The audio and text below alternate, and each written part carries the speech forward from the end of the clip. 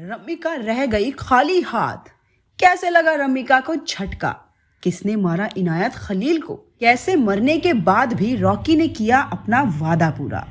KGF ने Indian cinema में कई सारे नए रिकॉर्ड बनाए हैं और इंडियन सिनेमा की पहचान पूरे दुनिया में बदल दी और इसकी गवाही उसका बॉक्स ऑफिस कलेक्शन खुद ही दे रहा है। और जब से केजीएफ 2 के पोस्ट क्रेडिट सीन में केजीएफ चैप्टर 3 का हिंट दिया गया है, तब से ऑडियंस तो जैसे मानो पागल हो गई है। इंटरनेट पर, सोशल मीडिया पर केजीएफ 3 की फैन थियरीज बन रही हैं और उन पर लाखों व्यूज आ रहे हैं।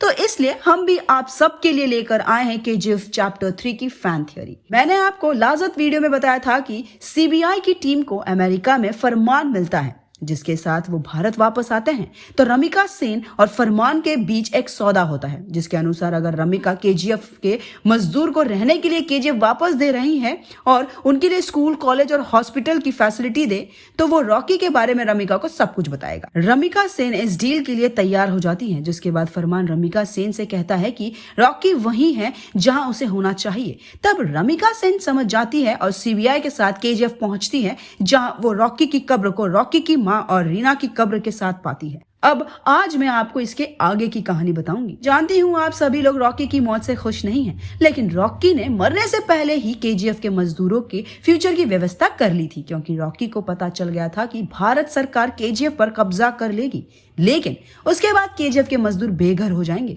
इसलिए रॉकी ने अपने प्लान के बारे में फरमान को पहले ही सब कुछ बता दिया था। इनायत खलील इंडियन ओशन में रॉकी को बचाने नहीं बल्कि रॉकी को मारने गया था। इनायत खलील भी मिनिस्टर गुरु पांडियन से मिला हुआ था, लेकिन रॉकी ने खुद ही सुल्तान की तरह मौत को गले लगा लिया। इसलिए इनायत खलील रॉकी की लाश को इंडियन ओशन से निकालकर दुबई ले गया था। इनायत खलील 16 देशों के साथ साथ इंडिया से रॉकी की लाश का सौदा करना चाहता था, लेकिन इससे पहले कि इनायत खलील ऐसा करे, फरमान ने अपनी टीम के साथ मिलकर इनायत खलील और उसके आदमियों को मार दिया और रॉकी की कब्र को केजीएफ में लेकर आ गया। रमिका सेन को केजीएफ में सिर्फ रॉकी की कब्र ही नहीं बल्कि पूरी दुनिया का गोल्ड जो रॉकी ने उन 3 सालों में 16 देशों से चुराया था, वो भी केजीएफ के गोल्ड के साथ देखने को मिलता है। मतलब रॉकी ने मरने के बाद भी अपनी मां की ख्वाहिश को पूरा कर दिया था और वो मरने के बाद भी इस दुनिया का सबसे अमीर और ताकतवर इंसान था।